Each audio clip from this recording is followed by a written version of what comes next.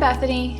And I'm Lauren. Welcome to the Healing Collective podcast, where we explore the paradox of healing at the individual and the collective level. Join us as we invite guests to share their personal paths to freedom. All right, so I just invite you to take a deep breath, and if it's comfortable for you, go ahead and close your eyes. And begin to allow the body to soften. And perhaps place your hands in the open and receptive position. Begin to bring your awareness to your brow. Invite the brow to relax. Place your awareness on your jaw, inviting the tongue to rest on the bottom inside of your teeth. Perhaps create a spaciousness between your top and bottom teeth. Begin to deepen the breath into the belly, in through the nose and out through your mouth. Oftentimes we'll create a sense of scarcity just by contracting our breath.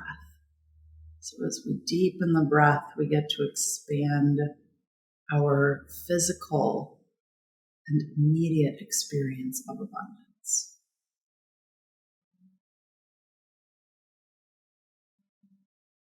So settling into the mystery and the magic of these three brilliant beings, feeling very grateful, trusting that this conversation unfolds perfectly and beautifully and is of great service to each of us and for all who listen.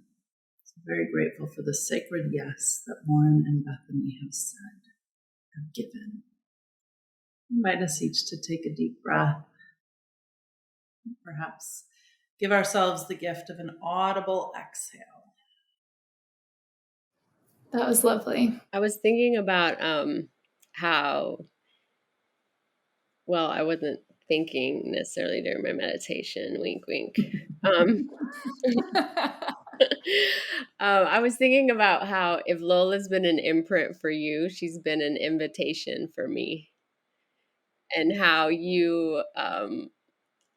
Lola has really believed in me, I would say, since the beginning and given me opportunities to step into the part of myself that I know pretty well now, but at the time that we met was highly underdeveloped, if not non-existent. And so we met through Bodhi Spiritual Center. She taught classes that really challenged me and then called me forward to support at Bodhi and teach classes. And there's so many things that I'm doing now that I can track back to that, as well as the invitation to just stand in the truth of who you are and stand for your truth. So those are just things I want to honor as we start and appreciate you for. Thank you. I'm reminded of, I feel like I mentioned this to you with some regularity, but early on, knowing Lauren, and she was standing in my backyard, and I'm like, we are going to be family and we love each other and it is just going to be this way. And I feel like we are meant to be together, and it's like, that still feels very true to me. And we've gone through many spaces since that time. And, I think that in any familial relationship, whether it is by choice or by biology, there are so many spaces that you move through. And actually, I think the beautiful thing about family is the capacity to withstand dissonance in its healthiest state. And I feel like that's what you and I have been in relationship with one another, are two people that have been willing to withstand dissonance. Yeah, absolutely. And I think Lola is someone who can hold we've had to both clear with each other over the years. We've had, to move through uncomfortable situations, but we were committed to the relationship and committed to our practice. And in seeing the benefit of that. And I definitely, when you were saying family, I feel like you're in my constellation of planets, and then we're just kind of always rotating. So I'd love to know how you would want listeners to identify you in this moment. What would you want them to know about you and who you are? Well, I love the word invitation. I feel like I'm an invitation and a provocation for human beings to wake up to the big idea of life as them, and there are some functional titles that I possess, like I'm a coach, I'm a consultant, I'm a wife, I'm a mother, I'm a sister, I'm an ordained minister. One of the things that came up for me early on in the pandemic was this awareness that I had. I'm like, I am a spiritual teacher.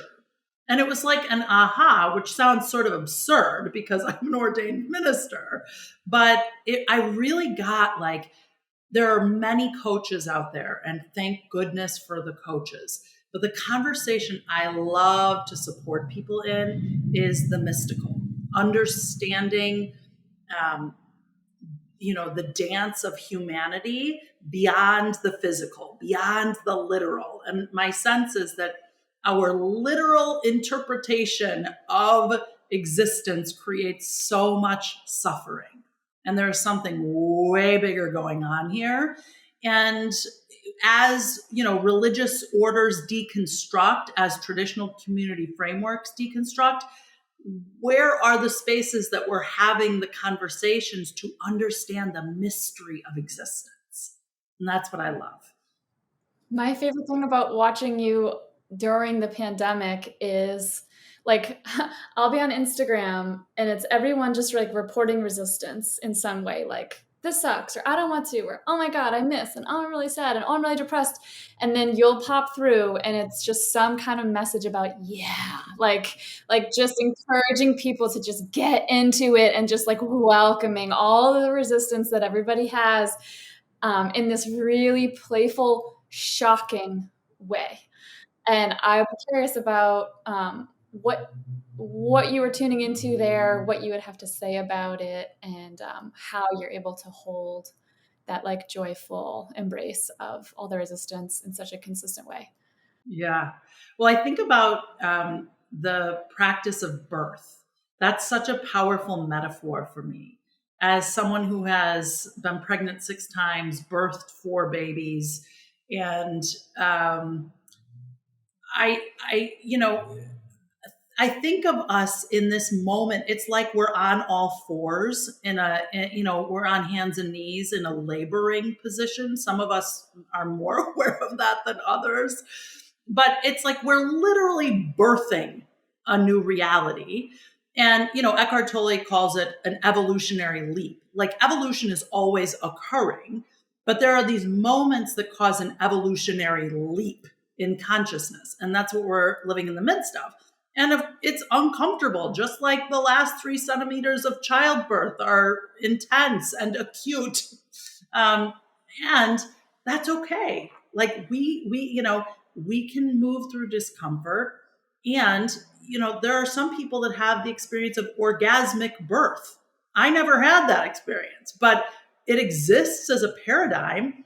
And maybe you're having it now. Yeah, exactly. So that's just, like I just have said from the beginning of the pandemic to my family over and over again, we all get to choose how we move through this. And it can be miserable and awful and painful and dramatic, or it can be uncomfortable and fun and curious and wondrous.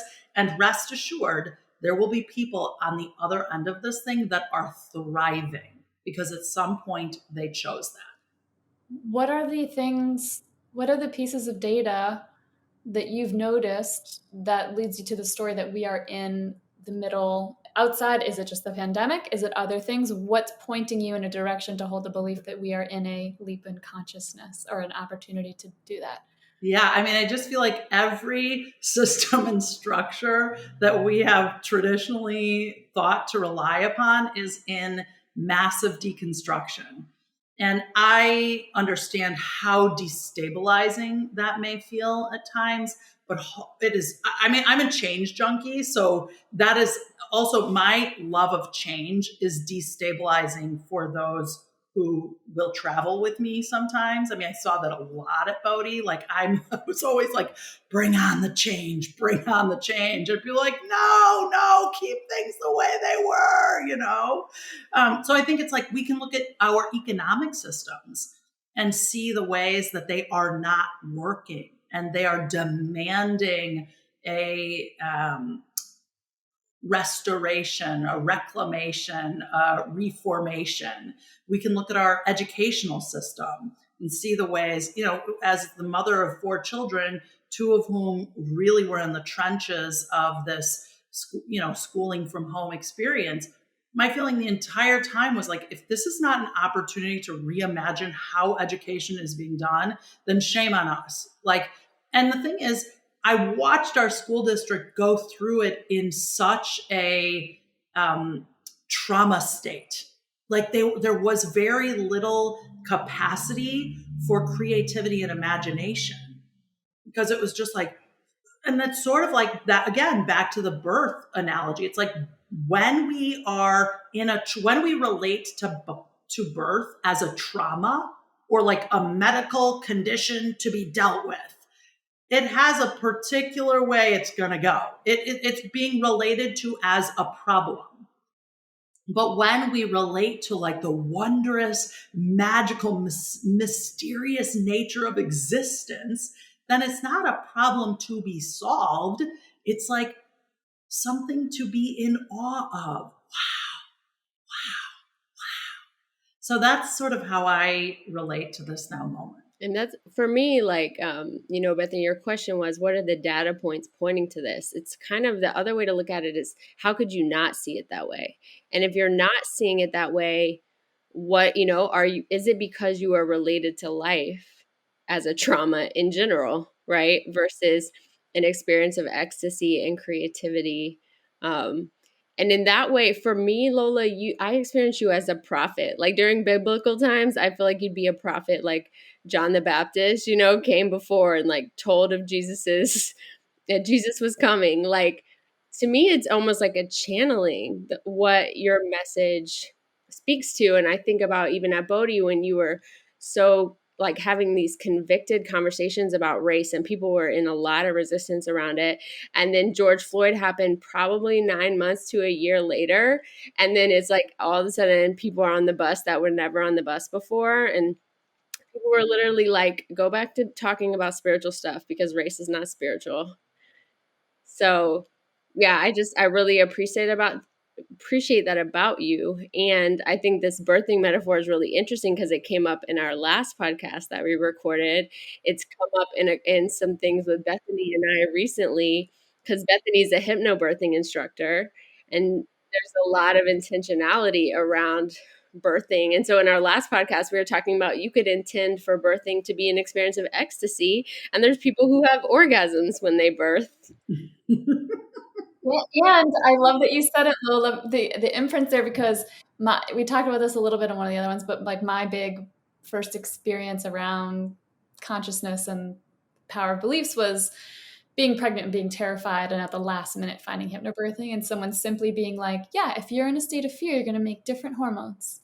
And if you keep your breath and you stay calm, you're going to have ones that are going to help you have a nice experience. And I was like, all I have to do is calm down, keep breathing. I can just embrace that I'm scared and re-presence and I'm going to have different outcomes. I have that agency.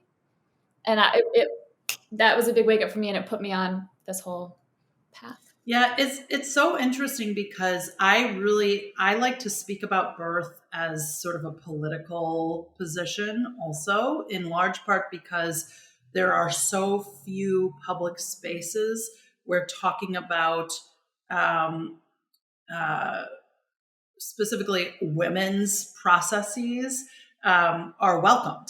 It's sort of like, why are we talking about that? And it's like, yeah, let's talk about that. And let's do that loud and let's do that frequently and let's make that comfortable, And so it's really, I don't know that people are always tuned in to how many models of conversation we are in all the time that are oriented around being male identified and sort of the male archetype and process and model.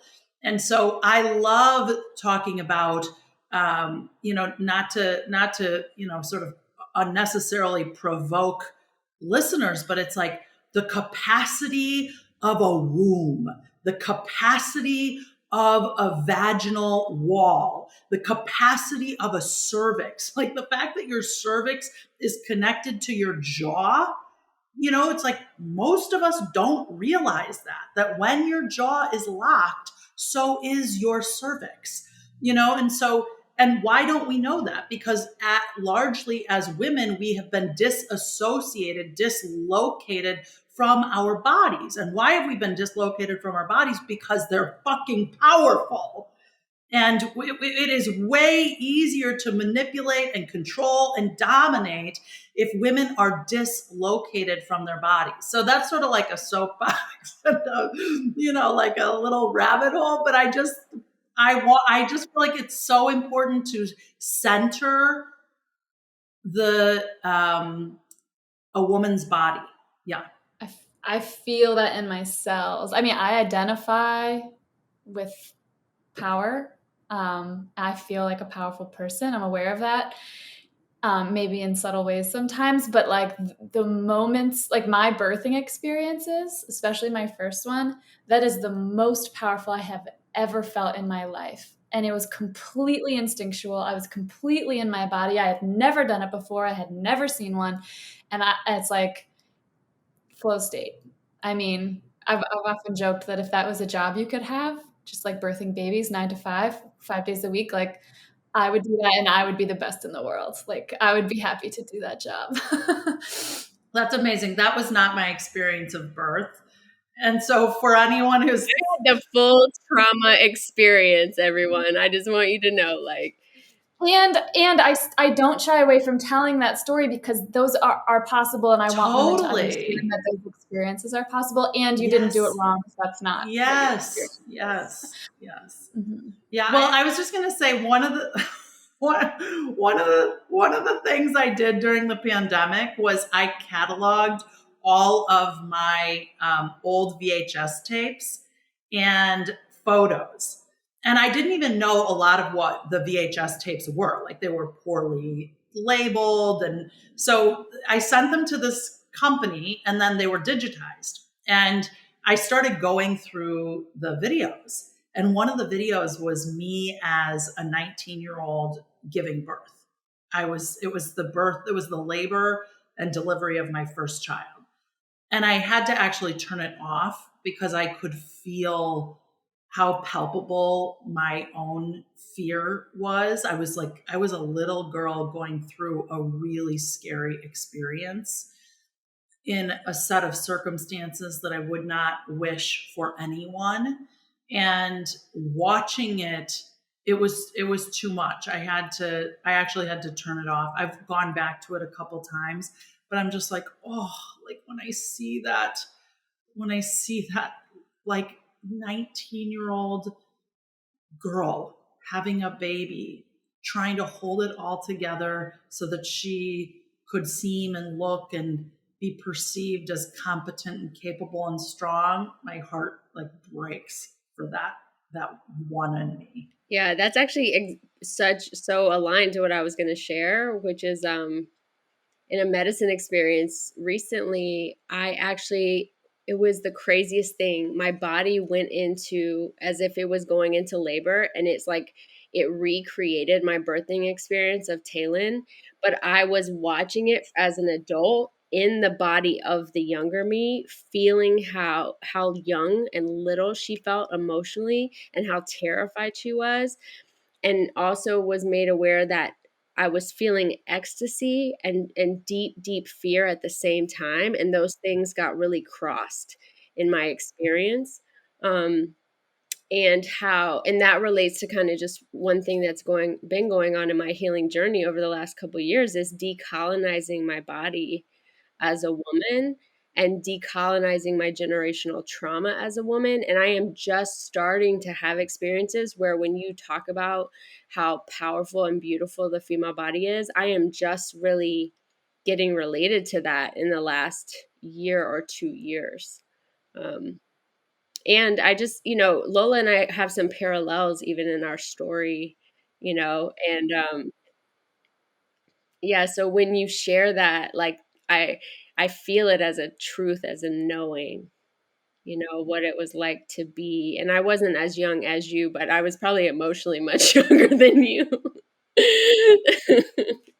Let's talk about it. Talk about how similar and what some of those parallels are. Are you comfortable with me sharing, Lola? Yeah, please. I am an open book. Please. As I understand them, and you can fill in the blank. So, I mean, we both were single mothers pretty young. Our children, some of our children are biracial. It brought us really, I think we both come from families that had means financially, but also we experienced a lot of confusion and lack of belonging in those communities. We confronted issues of race really young and also felt really welcomed and loved by communities of color. And so those are some things that I think, like Lola, it was a different type of journey, but we both kind of went through a period where we're like, we got to figure life out because we kind of fucked a lot of stuff up. And like we both figured it out. We both like really were like, I'm going to get all the tools. I'm going to find all the things that are going to help me and I'm going to transform my life. And because I know that I have something to do here. And so those are the ways that I would say I relate to your journey. Yeah, and the thought that comes up for me is, I think of the field of consciousness as a path of liberation. And the first path of liberation that I was consciously introduced to was hip hop culture. And I, you know, at the age of 13, became sort of deeply invested in Black liberation philosophy and um, uh, Islam, the Black Muslim movement, and the ways that those intersected with the hip hop movement of the time. And I just have so much gratitude to the Chicago hip hop community that was really the birthplace for me of my journey of awakening. I mean, I certainly, my family was pretty invested in their own awakening practice. My grandparents lived on sacred land in New Mexico as part of a preservation effort of sacred land so that it wouldn't get developed. And my grandparents were Rumi meditators and had studied with Thich Nhat Hanh. And so, there were generations of this inquiry, but there's something distinct that happens when, even if you are raised in those conversations, when you claim it for yourself. And so for me, the path of liberation starting for me through hip hop, and specifically through the Black hip hop community in Chicago, is very significant, because so often in the field of consciousness, people will reference brilliant thinkers and authors and teachers like Eckhart Tolle or Deepak Chopra or Ram Dass, or any number of incredible modern philosophers. But for me, it was like MCs, like Mobb Deep. It was like Talib Kweli. It was, like Eric B. and Rakim. It was, there were like early influences that wouldn't today be qualified or classified as transformational teachers. But for me, they were absolutely the genesis of my path to liberation. Yeah, that's so real, and I'm so glad you put it that way because I'm recognizing it's something I really take for granted in my own journey. Um, it wasn't exactly the same for me, but definitely once I had this experience with race, it was so confronting to me of like, if I'm asleep to this, how many other things must I be asleep to? And then I just like got voracious around reading every like autobiography of Malcolm X, Pedagogy of the Oppressed, and I remember studying deeply Tupac and then Lauryn Hill's Unplugged album, and the way she talks about life, you're like, one, I remember really resonating, and at the same time being like, what is she talking about? Oh, Like that is still a favorite flipping album of mine. And people treated her like she was crazy, and she's pretty like transparent about that. Like she was, like really didn't continue as an artist for very long after that album. And so I can understand even some of the things we talk about on this podcast. I'm like, a little bit scared for my family to listen. And, and so imagine her doing that 20 years ago, 30 years ago. Like, wow.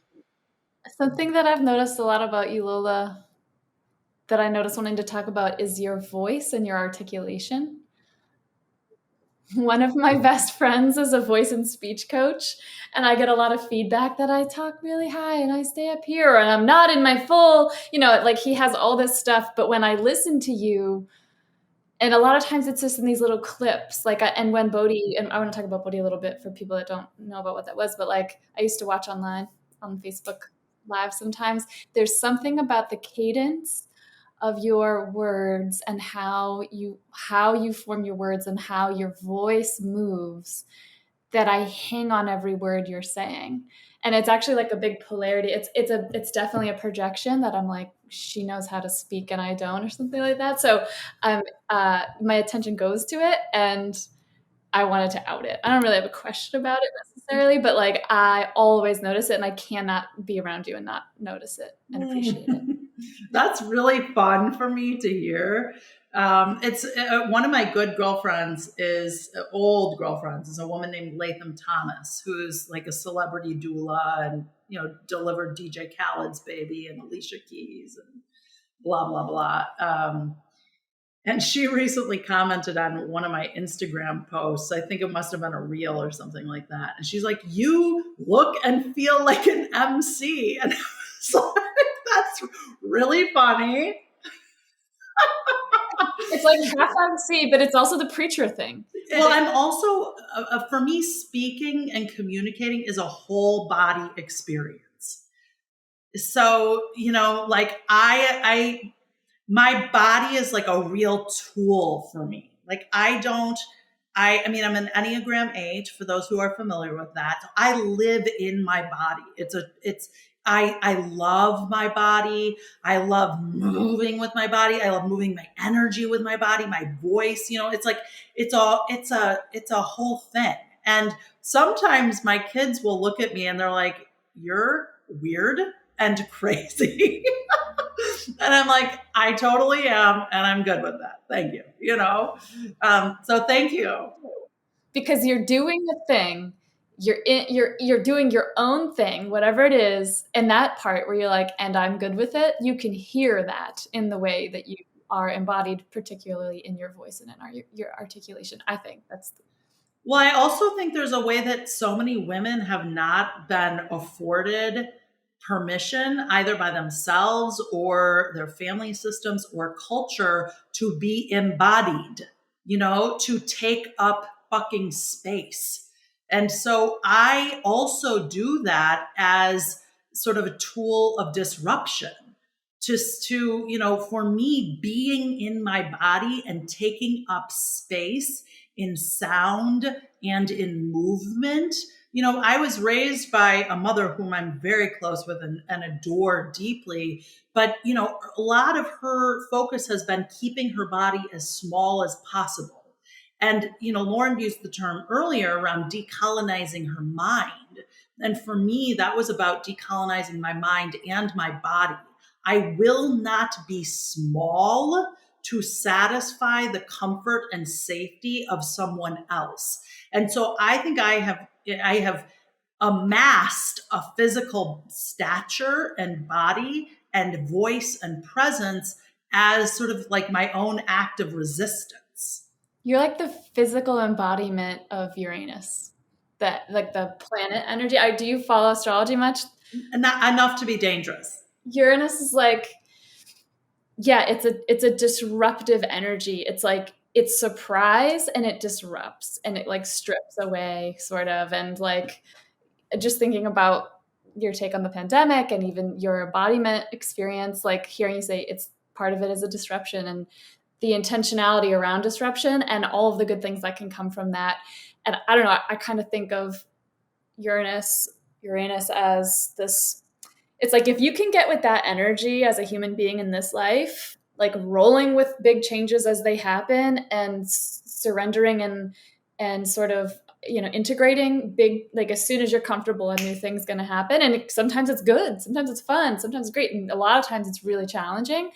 If you can get with that energy, you're going to be okay. Like that's kind of the secret. And so I just find you to be this fun, playful embodiment of that, um, disruptive, surprising.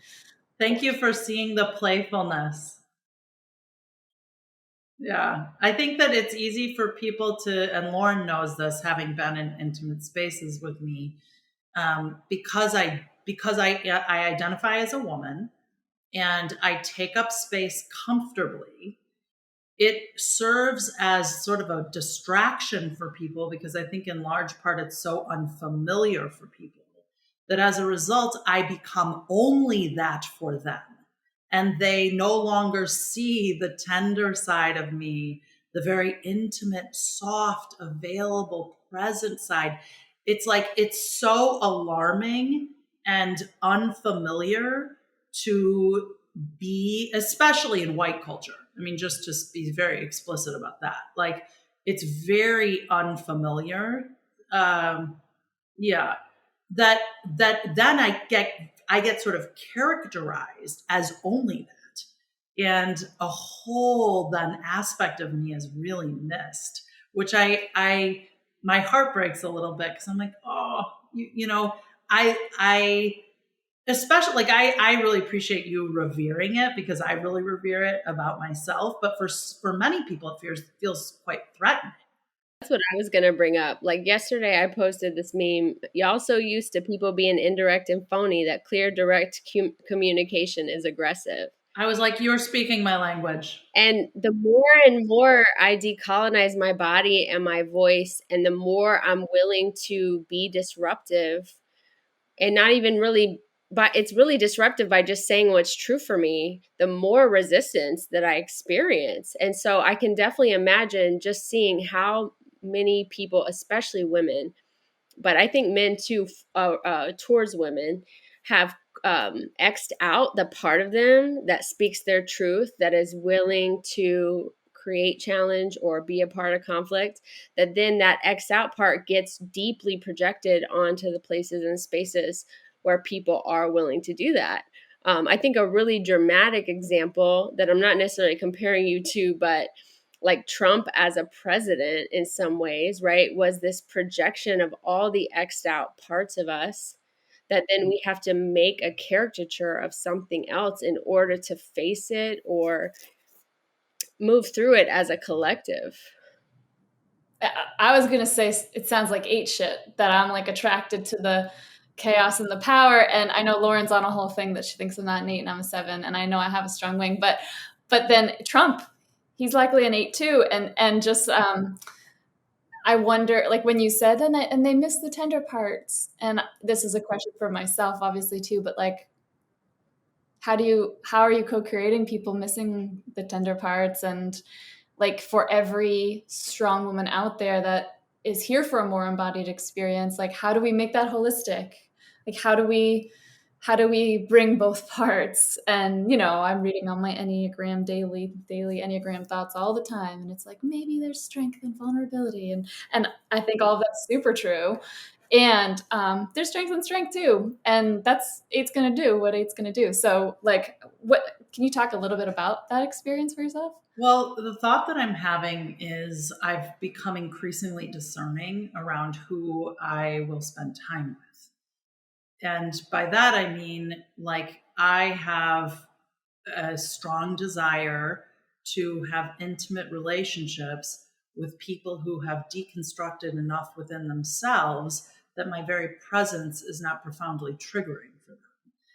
Because while I do know the power of realizing our own projections, I also think that that can be weaponized as a means of others not taking responsibility for their own reactivity. And so I'm very willing to take responsibility for the ways I co-create things, but I have a decreasing amount of interest in relation yeah in triggered humans, I guess is what I would say. Like I just am like, I've gotten to a point where I'm like, I actually enjoy a lot of ease in my life and a lot of grace in my life. And so I have had to become more discerning around, if that's not where you're vibrating, it's totally cool. And I have less interest in that. So I think I previously was sort of naive around like, hey, we're all committed to learning and growth and evolution, and we're really digging in and we're doing this. And in my experience, there are many people that like the idea of learning and change and growth and evolution, but actually evolving is a very different thing.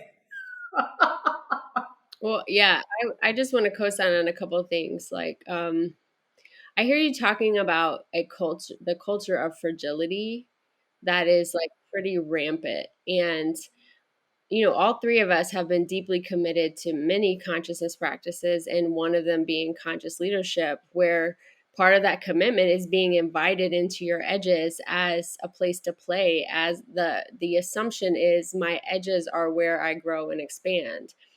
The vibrational consciousness of that commitment is so far from the collective experience of most people, right? Where um, emotional safety and self protection is the number one commitment and the number one value.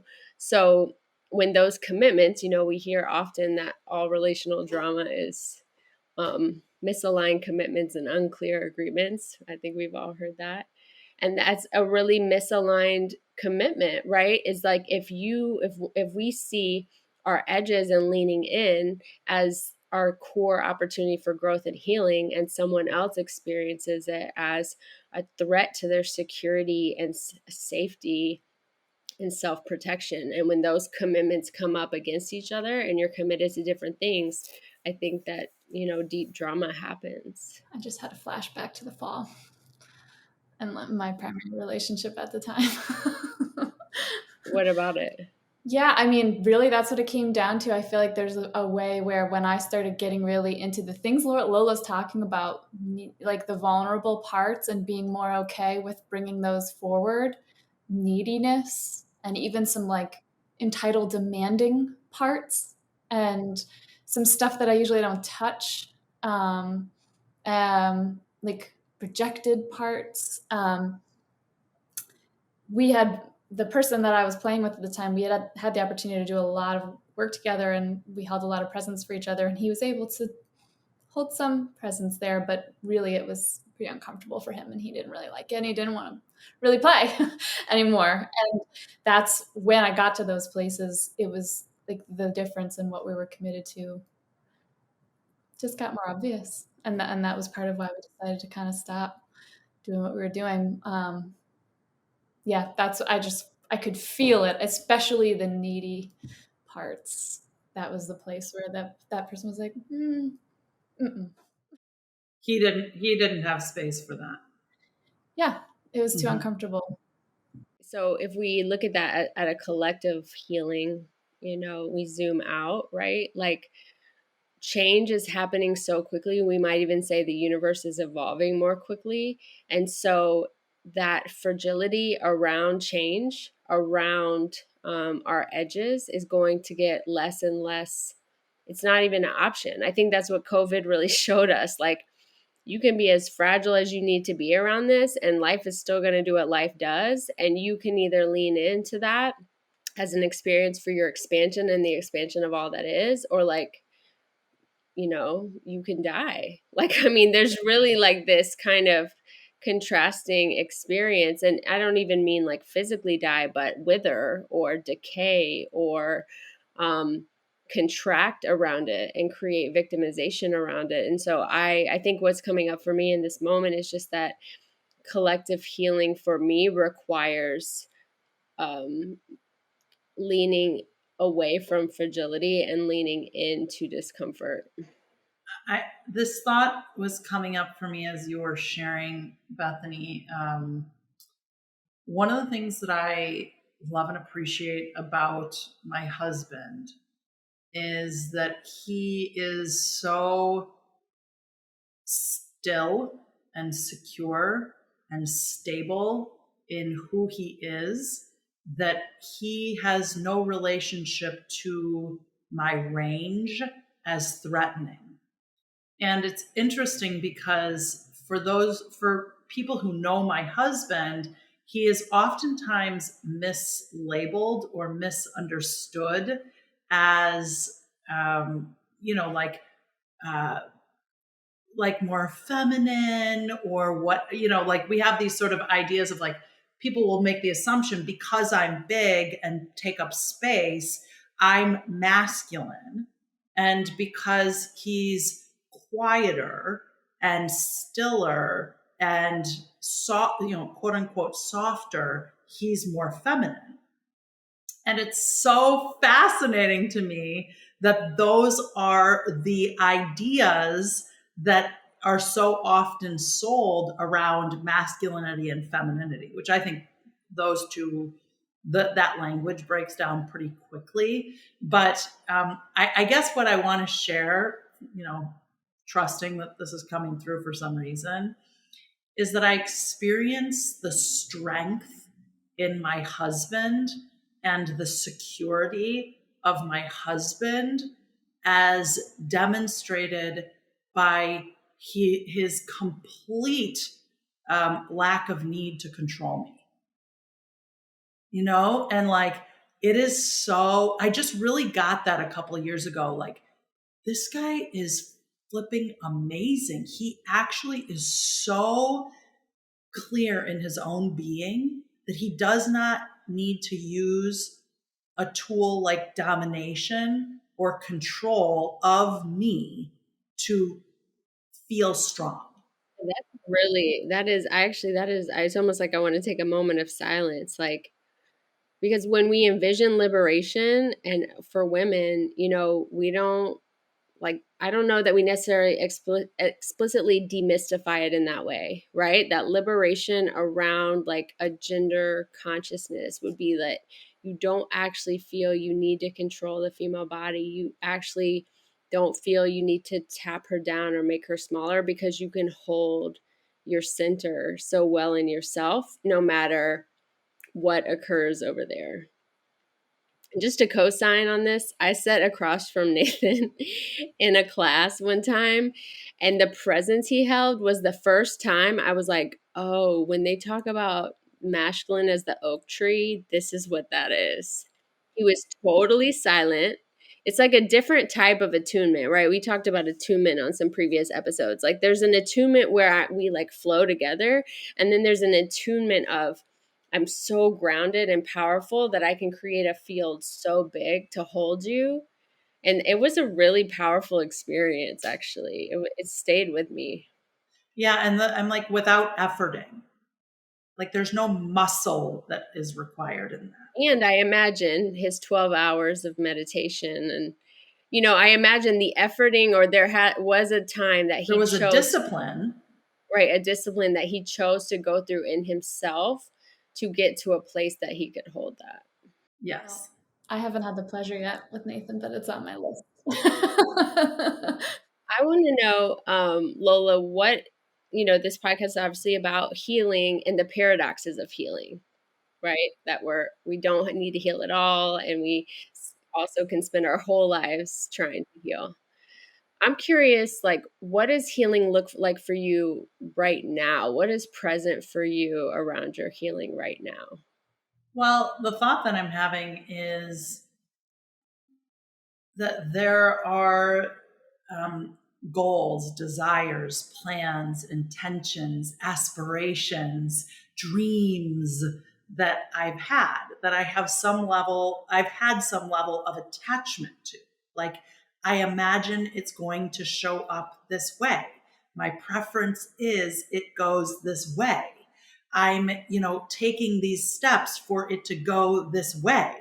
And then it doesn't go that way. And it's like, what the heck is happening right now? Like, I am really, really good at pulling levers and going in a particular direction. I'm also extraordinarily gifted at manifesting my desired reality in a particular direction. So when I'm doing the things and it's not going as I imagined it would, what that looks like for me right now is like, my husband has built this business and it's grown a lot in the last year. Like it grew a lot during COVID. And he's just bought a business that will cause it to grow again. And he's asked me to come help him in his business. And it's like, uh, well, that feels a little off brand. And I mean, I'm not a landscape architect. So, like, how is this in service of my game plan? And I can hear my mind do that. But what I know and feel more deeply is that this is what's here right now. And so I trust that. And so I yield to that. I surrender to that. And even though it doesn't look the way I imagined things unfolding, it's like, we're in the process of buying this property. And the idea was that we were buying this property for his business. And I'm talking to a couple girlfriends, people whom you know, and they assumed that we were intending on also using this as event space. That never even occurred to me. And all of a sudden, they were holding a vision that I had spoken, but I wasn't seeing or tracking the way it was manifesting. And all of a sudden, out of nowhere, a number of friends started saying, oh my gosh, this is going to be amazing. This is where you're going to be able to create this, Lola, and you'll be able to create that. And I was like, huh. And now I walk on this land and I'm like, oh my gosh, this is actually the thing that I was trying to do at Bodhi and couldn't get energy moving towards.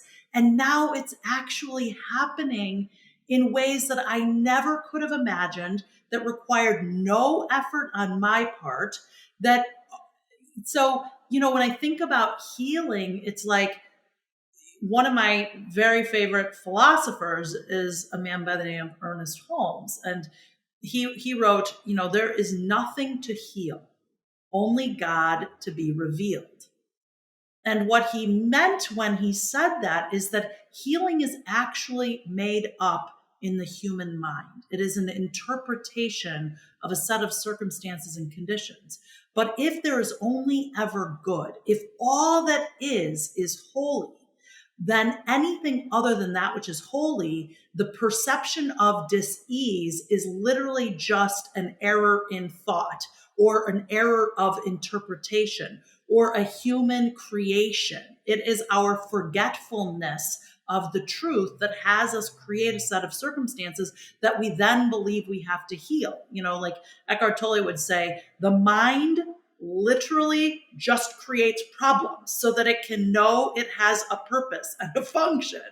And what if, in fact, and this is where it gets really trippy, because if you say, like, what if there really isn't anything to be healed? And this is where we can do spiritual malpractice with these tools, because what we'll do is we'll say, especially when we're new to this conversation, we'll look at, a major systemic issue, a major, systemic injustice, and we'll say, well, there are no problems. And it's like, well, hang on a second. Actually, what if what's more true, or another way of saying it, is that we have not revealed the presence of all that is right here? What if we have not realized or revealed the presence of oneness, of good, of love, of joy, of justice, of freedom, of order? And as we realize that, we right the injustices. But that is not to suggest that there is no problem. We have constructed a problem in the human condition. Right. That a collective when we and interpretation that manifest in outward conditions. That whole thing you just said, I'm yes, so turned on. I want to like you see, I'm taking my jacket off. I'm good. But that's my favorite part of the universe, is that threading. When you have those moments that you're like, Oh my God. Like I'll have moments where I go back to old journals and I like forgot that I asked for things and then saw how they came about. And of course it wasn't at all how I perceived it at the time. It's more beautiful, more perfect, more in alignment. And I'm like I think that like for me in this moment, this is a reminder of a practice of awe, right? Like to give space for the awe of that, right? Before we start jumping to the next thing that we want to manifest or create with life. But when I hear you talk like that, and then I think about how much you and Nathan have threaded together, like I see it as this beautiful quilt. And now it's just threading in this even more beautiful way. Last night we were here in this building. It was our first night being here together, and we were doing the practice of visioning, which is something that Michael Beckwith sort of brought to the world. And it's very distinct from visualizing. It's a guided meditation process that suggests that there is already a vision that is coursing through you, wanting to be birthed, and that you're the portal, the channel for which it comes forward. And so I said, let's do a visioning for this property, for this land, for this new body of work that we're bringing forward. And Nathan was like, okay, I'm totally down for that. And I just feel the need to remember that, like, we're here for my business. Like, I don't want this to all of a sudden become like the priority is an event space. Like, we have to get this business going. And I'm like, well, that's great. I totally hear you. And like, what if both could be possible? And he's like, Lola Wright, I know you and your both could be possible. Like, we need to focus on my business. And I'm like, okay. So we go into the visioning and we conclude the visioning, and he's like, well, the first question in the visioning process is, what is the highest vision of and for this thing? And in this case, it was like, what is the highest vision of and for this land? What is the highest vision of and for this business? What is the highest vision of and for this partnership?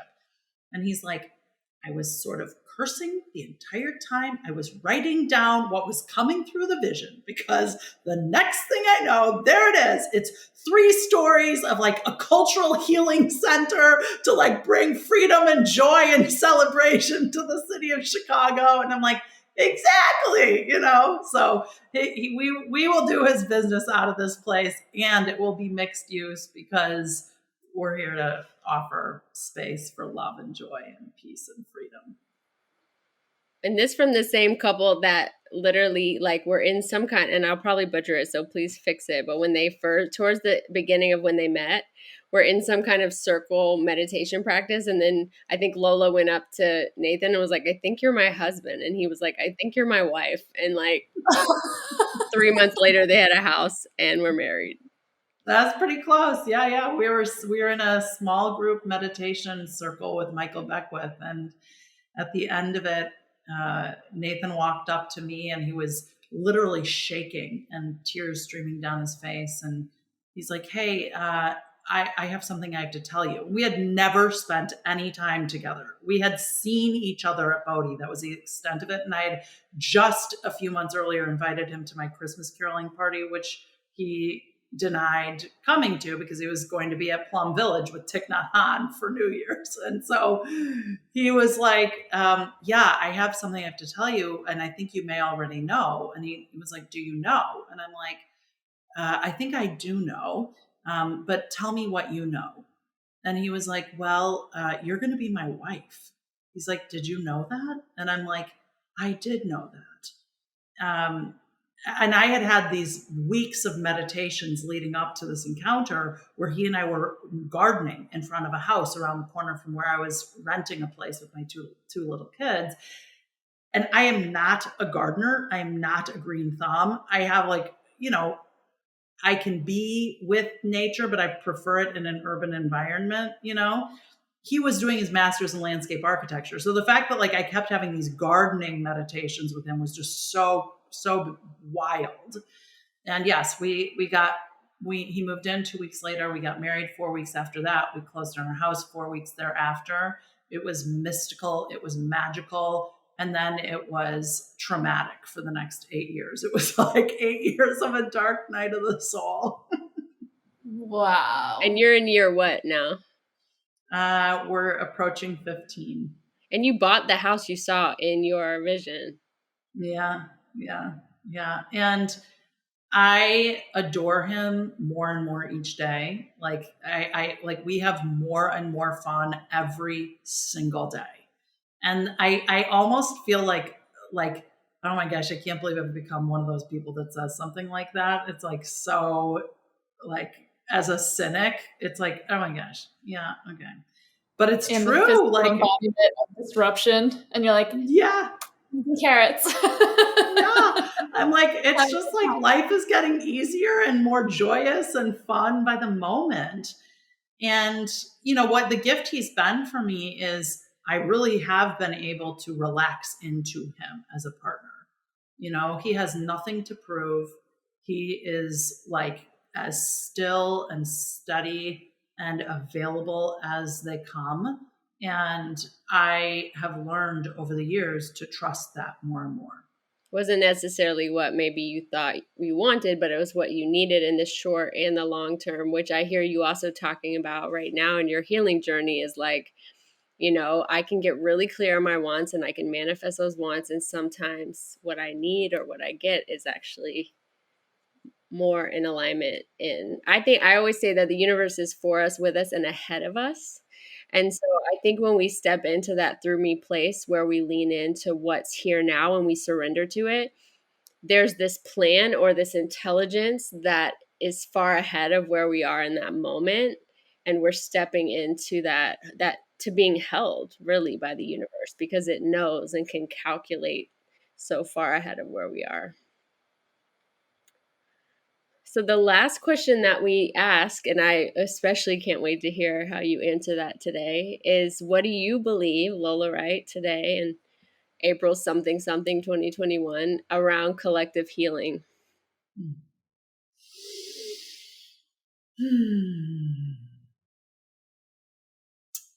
Well, one thought that I have is it's inevitable. It cannot be avoided. And conversely, I would say it's a choice. We'll have to choose it at some point, or we will self-destruct. Or paradoxically, it is inevitable and we have to choose it, maybe. That's right. That's right. Yeah. And so uh, one of our early teachers, a brilliant man named Jim Morningstar, Nathan and I did years of breath work, holotropic breath work. And he said to us during a very difficult time in our relationship, intimacy is the final frontier. And so I think there's a way in which we could say that that's true right now on the planet. It's like we are actually having to practice intimacy with and among us. And that is deeply, deeply confronting and uncomfortable. And I am neutral on the topic. Like we will either do it or we won't, and there will be a result one way or another. But the thing that I basically give my life to is awakening from suffering. Pain is inevitable, suffering is elected. And I think ultimately human beings do desire reprieve and respite from suffering. And most often we accomplish that in short spurts through numbing, using our different vices. And another way is possible. It's not our native state. Suffering is not our native state. And so my hope is that the dis-ease that we are living in the midst of is a demand for our healing, our awakening, our awareness. And if not, we'll just kill ourselves. And that will be fine also. Yeah. I do a lot of activism and advocacy around environmental justice. And where I notice I get tripped up, like when you say, or we'll kill ourselves, and that's fine. I don't tend, if I'm really honest with myself, I have not felt through all my true feelings around like my grief, I think, and my fear and my anger around planetary demise. So watching you speak that out and like hearing your indifference um, is invitational, as you said, that you like think of yourself as an invitation, because what's true is I'm still doing it, and I don't really know if I'm totally available to that level of consciousness on a regular, with regular access. And I'm still out here doing my stuff and, making my changes and doing all my things. And I just notice I really pay attention when I see somebody who seems to be able to, honestly embody surrender with that particular potential outcome. I'm learning a lot about it. Yeah, well, I really do know and trust the divine order of existence. And I think that we can sometimes parrot those words and say them as a kind of spiritual bypass. And if I were to have to choose between someone operating in spiritual bypass or someone engaging in activism, I'll always choose engaging in activism. Um, and I don't think it's an either or, and I don't think that you can't do activism from a holy place, you know? So I think like we have a responsibility to, in this human incarnation, to call forward the reclamation of our oneness, of our divinity, of our, awareness of what's true and good and real. And activism is a necessary way that we do that, and so I think both can be true. I think what I'm aware of is that I have devoted most of my um, uh, like energy in that regard towards the conversations of race and class and gender and orientation, I would say. And what I've come to understand is that I am unwilling to exhaust myself in the name of another's unwillingness to change. So I will not allow myself to be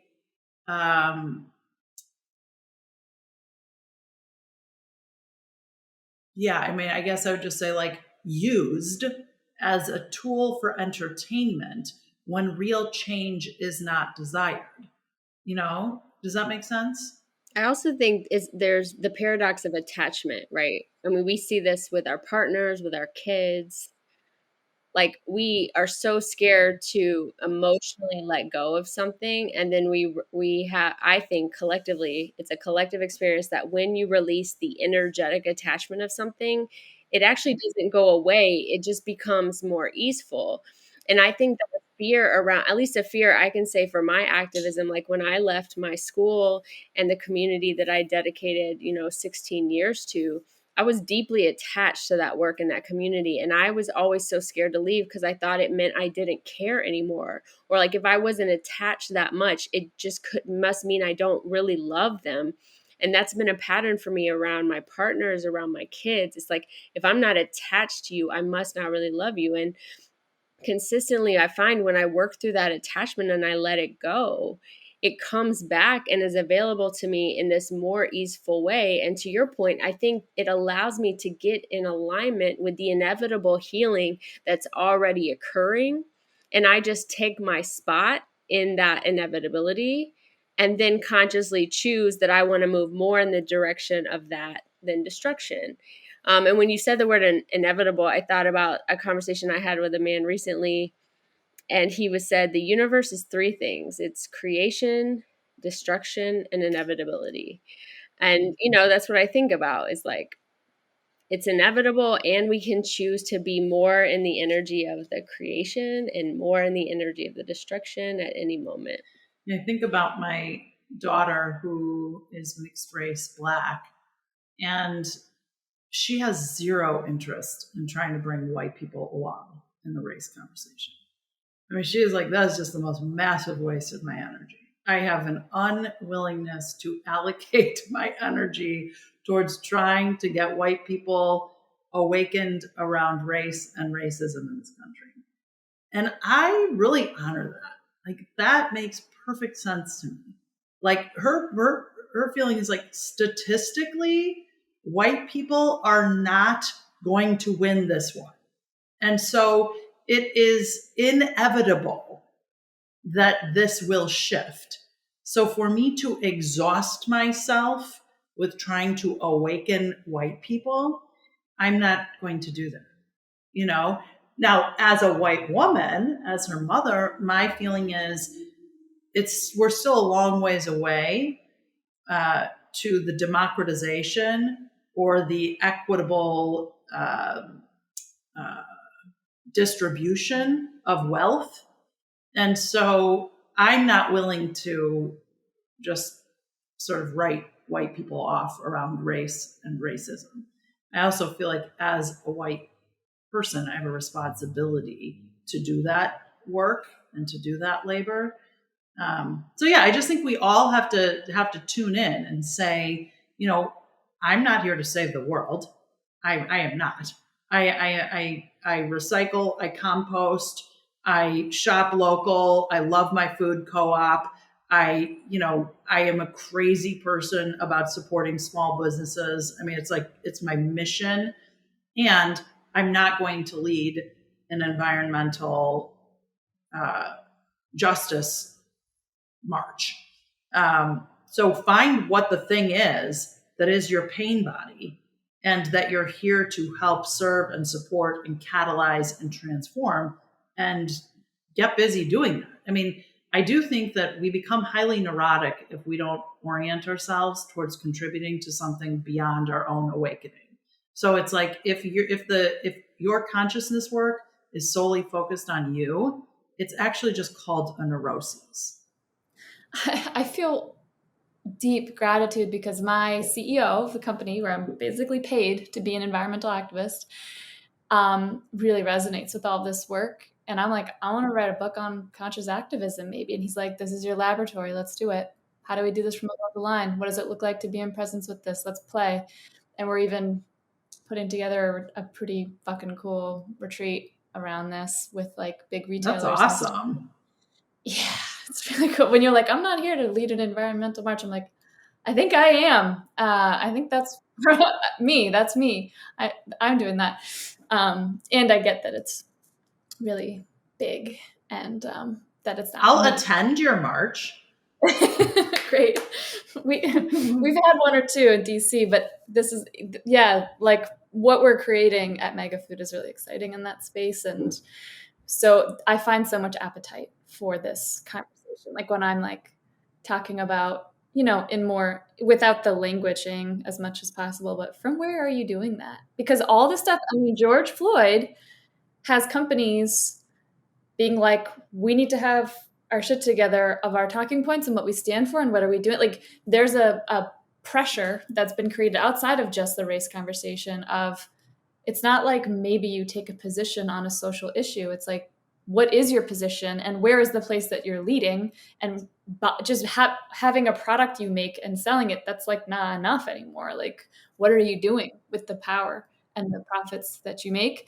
That's the conversation that happens in my space. And all the CEOs are like, shit, what are we doing? And I'm like, come over here.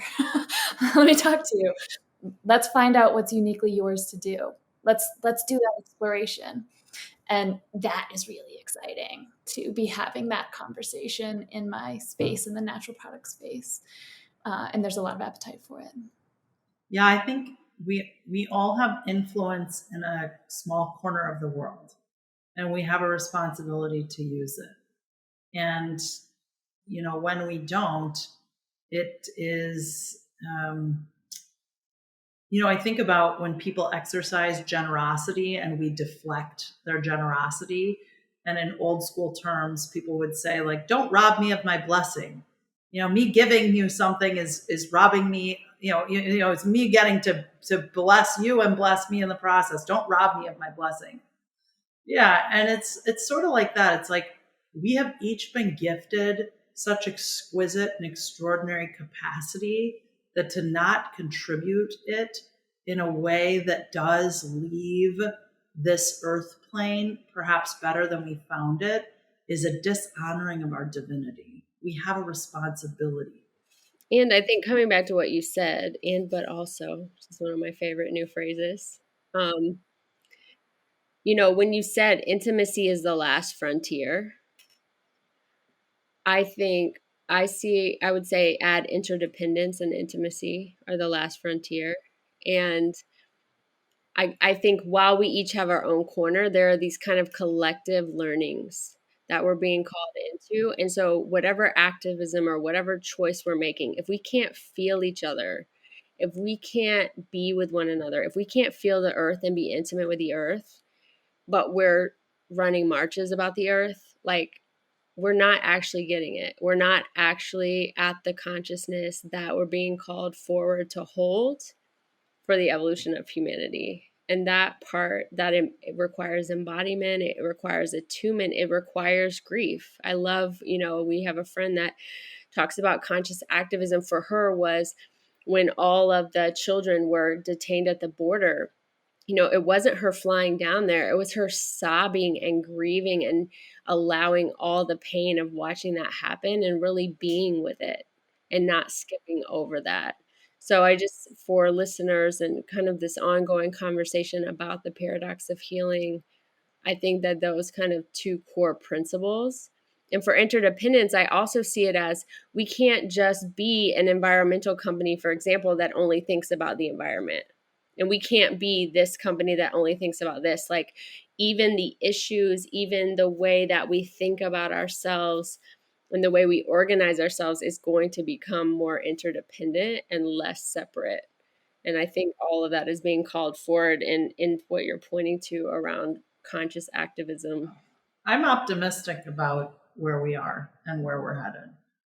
I feel like we're in a sobering. We're getting sober. And that can be a long process, but I'm optimistic about it.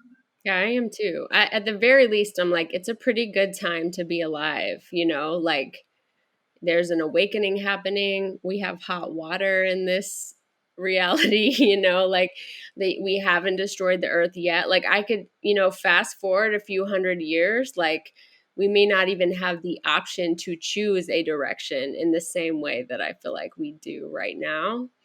And that really excites me or makes me believe in possibility. I do believe in like that that the natural world has a capacity to regenerate itself in ways we can't even begin to understand, which doesn't mean we absolve ourselves of responsibility for making change more quickly. But there will be a tipping point in the consciousness of humanity whereby when we choose, when enough people choose that this is important, the planet will respond swiftly. That's what I mean. So my work is in regenerative agriculture space, and the big message is get out of the way. Just stop fucking around. Like, let the cycles, let the seasons happen. Like, let it be done the way it was always done. Find ways to do all the things and feed everybody and do everything in the cycles that exist. Find ways to flow with it. And yeah, the power, like Paul Hawken, I happen to know, has a new book coming out around, I mean, he wrote Drawdown, and many of the top ways to draw down greenhouse gases and carbon had to do with agriculture, but he's pretty sold on ag and power of the earth to right it, to regenerate, to move back into balance. And it's just a matter of us allowing it to do that, getting out of the way enough for it to do that. So yeah, that's what keeps me showing up at Mega Food every day. Well, in my body healing process, the message consistently has been like, my body can heal itself. My body has all the tools. It wants to be in deeper relationship with me. I have been treating it as if like really one of the messages was like, you've been kind of like prostituting it. You've been just like, you just think I should digest whatever you put in me. You think that I should then get skinny whenever you're ready to get skinny again. Like, you don't think about me as a body and have a relationship to me as a body. And I think about that with the earth, and I relate that to the experience of being female in this, it's like, just know me, see me, hold me sacred, honor me, be in relationship with me. I won't hurt you. I won't use my power to oppress you the way you have to me, but be in relationship to me.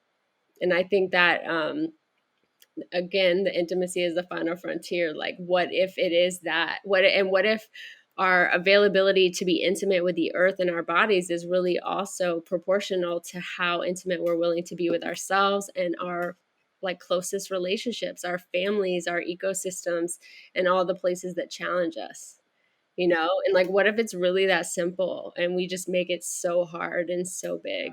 Yeah, there was an old witchy woman that used to come to Bodhi many years ago, and it's funny, she came up in the visioning last night, but she would come up to me and she'd get like pretty close, and she'd get sort of start moving her body a little bit, and she'd say, "Lola, how good are you willing to let life get?"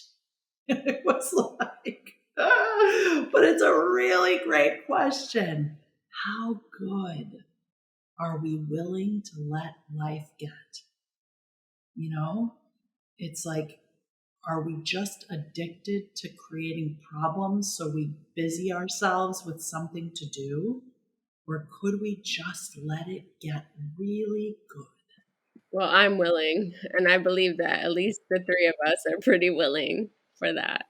That feels newer, but I feel like yes, for sure. And it brings me hope to know, and that even these podcasts, and like, we have some fucking kick-ass friends, like all these conversations, like bringing them to the world and being like, at least this many people believe in the possibility of how good life could be and want to talk about it and want to talk about how to, for that to be true for more people.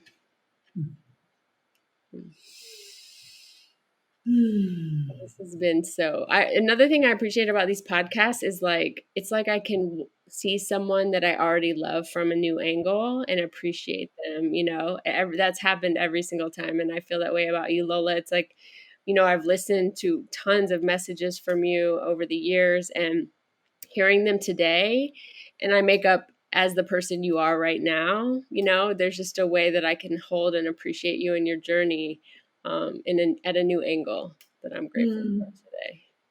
Thank you. Thank you. Any last words?